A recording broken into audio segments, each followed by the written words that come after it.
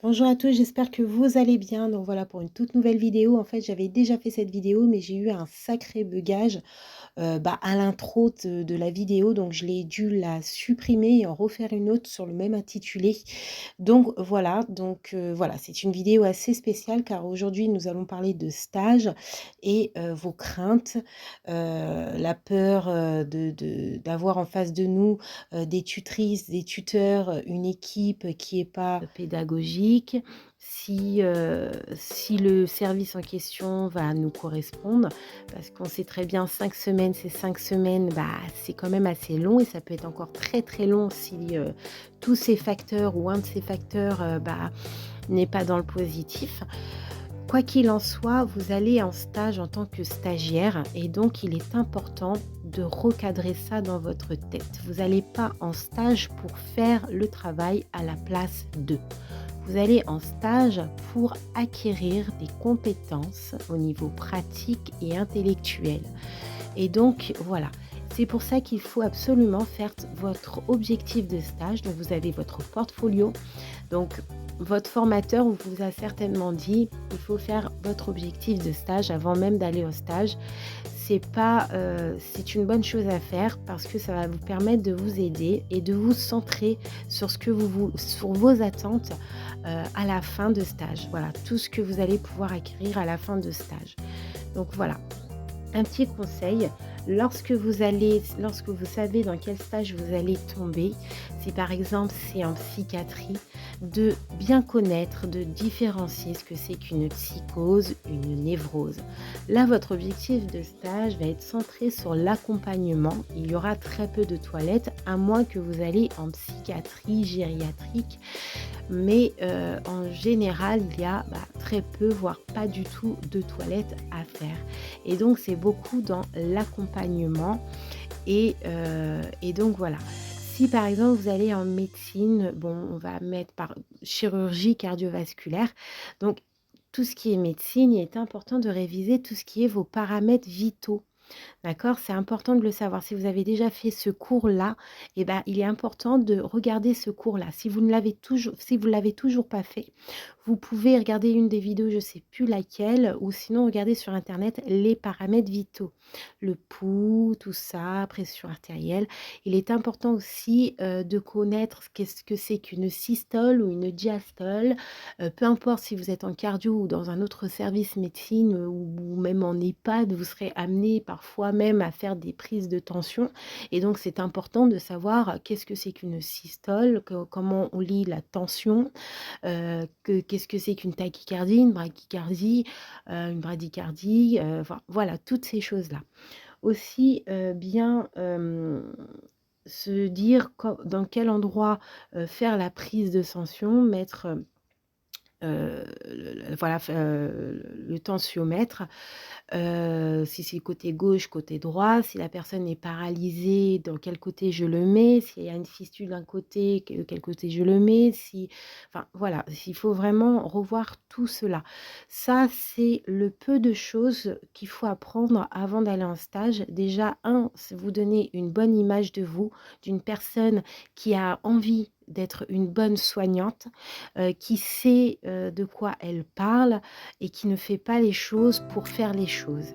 Voilà, et quand vous faites une chose que vous ne comprenez pas, demandez à votre tutrice: «Bien écoute, j'ai pas compris ce que tu viens de faire. Est-ce que tu peux me consacrer quelques minutes pour m'expliquer? Si tu n'as pas le temps maintenant, est-ce qu'on peut se fixer un moment dans la journée pour que tu m'expliques?» Voilà, ce qui est bien, c'est ça, toujours dire à sa tutrice: «Bien écoute, j'ai diverses questions à te poser, on peut se caler une heure dans la semaine, enfin 30 minutes dans la semaine ou dans la journée, si ça ne te dérange pas, pour pouvoir répondre à mes questions. C'est un peu flou pour moi, j'arrive pas à comprendre et si tu peux m'aider, ça serait vraiment cool». Voilà, le dire vraiment posément et sereinement. Il y a une autre chose, si vous avez des questions et que vous pouvez aller les chercher sur Google, faites-le. Parce que parfois, il y a beaucoup de stagiaires qui vont poser des questions alors que la réponse, elle est simple, enfin entre guillemets, et elle peut aussi le chercher via Google. Voilà, si vous avez la possibilité de faire vos recherches ou même ce que vous faites dans la journée avec votre petit cahier, vous notez, c'est important d'avoir un petit cahier sur soi, vous notez toutes les choses que vous n'avez pas compris et le soir, vous regardez chez vous ce que vous n'avez pas compris. Si vous n'avez rien trouvé sur Google et que vous ne comprenez toujours pas, le lendemain, vous demandez, écoute, est-ce que ce serait possible de se caler 10 minutes pour que tu puisses m'expliquer ça? J'ai fait mes recherches, mais j'ai toujours pas compris. Voilà, ça pourrait m'aider. Voilà, toujours comme ça et en fait, ça va montrer votre implication. Alors parfois, vous allez peut-être aussi tomber sur des personnes qui répondra jamais avec à vos questions, qui vous retourneront le dos, qui seront de mauvaise foi et ben, c'est pas grave. Il y a d'autres personnes qui vous entourent, c'est une équipe et vous demanderez à quelqu'un d'autre en expliquant tout ça et toujours de dire votre objectif en début de stage, au moins tout le monde sait ce que vous recherchez pour ce stage. Voilà. Beaucoup aussi d'établissements vont vous demander des démarches de soins, de prendre en charge un ou 2 patients. Donc, ça aussi, ça peut être compliqué, mais très intéressant parce que ça va à la fois vous aider pour vos évaluations, mais aussi vous aider pour le futur. Et c'est aussi important quand on prend quelqu'un en soin, de savoir pourquoi il est là, qu'est-ce les antécédents, quel, traitement il prend, quelles conséquences néfastes peut avoir ce traitement sur lui, que ça soit au niveau physique ou psychologique.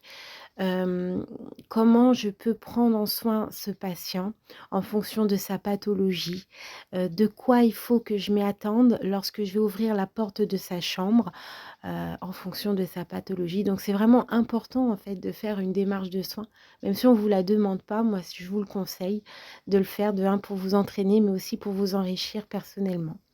Donc voilà.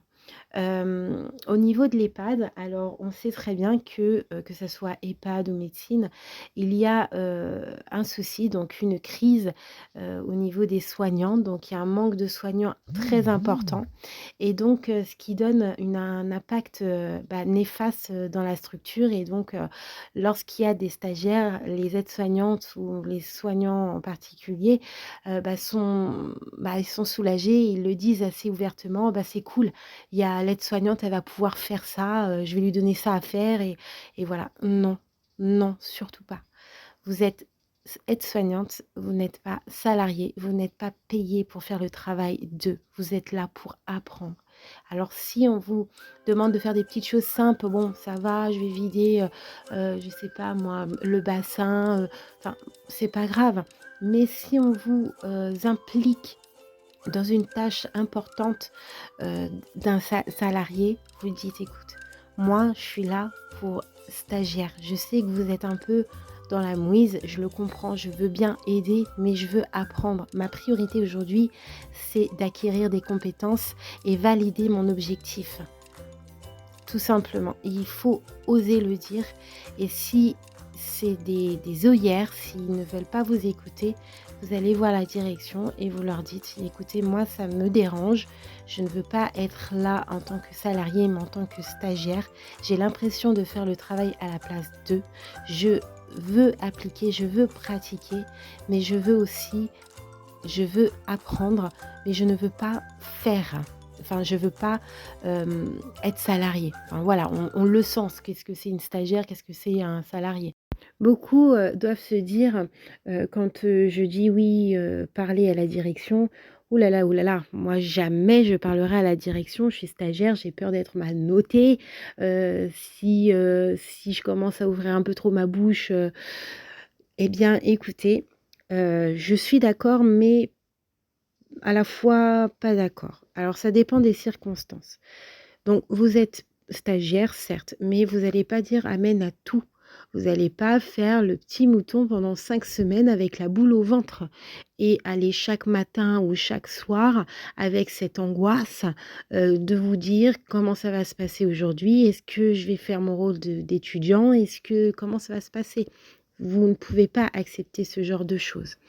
Quoi qu'il en soit, si vous sentez que vous avez ce mal-être en vous, que vous ne voulez pas aller voir la direction, vous voulez pas voir la tutrice en question parce que peur d'être mal noté, peur d'être mal vu dans, dans l'établissement, vous ne pouvez pas, même pour vous-même, passer 5 semaines de stage ou même s'il vous reste 2 semaines, aller la boule au ventre. Vous êtes stagiaire, vous n'êtes pas payé, parfois vous faites même plus que votre rôle d'étudiante. Vous allez vous lever comme un salarié, votre but est d'apprendre. Vous n'êtes pas là pour être torturé. Si pour vous, c'est insupportable le fait, d'être dans cet établissement dû à l'équipe, dû à l'enseignement, dû à plein de choses, il faut en parler. Alors peut-être pas directement à la direction, mais vous avez un référent de stage qui est là pour ça, pour vous aiguiller, pour vous aider, pour vous guider. Il est important aussi de lui parler parce que si demain vous êtes mal noté, il saura pourquoi. Et quoi qu'il en soit, par rapport à la note, aujourd'hui c'est obligatoire que vous soyez en présence de votre tutrice pour les notations. Donc concernant les notes, vous avez des notes mi-stage il me semble et milieu de stage. Donc c'est important de le faire, au moins vous savez où vous en êtes et elle aussi.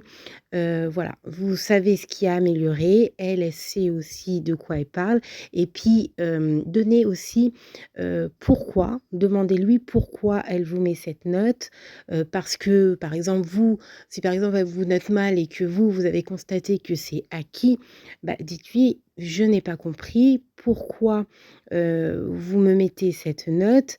Moi, pour moi, c'était acquis. J'ai effectué cette tâche, cette tâche, cette tâche, cette tâche. Pour moi, j'ai plutôt bien contrôlé.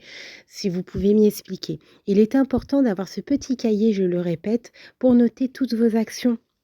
Parce que à la fin de stage, vous avez toutes vos actions sur papier, sur feuille et si on vous dit: «Oui, mais» eh bah, oui, mais regarde-moi, j'ai fait ça là, tel moment, j'ai participé à ça, j'ai fait une activité pluridisciplinaire, j'ai fait ceci. Parce que parfois, vous changez d'équipe, vous changez de tutrice de semaine en semaine et puis ils communiquent pas entre elles, peut-être pour des accords ou même parce que les horaires leur permettent pas de se croiser.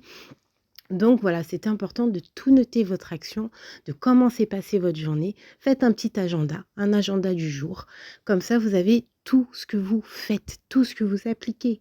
Votre accompagnement, même si c'est de l'accompagnement pour X personnes.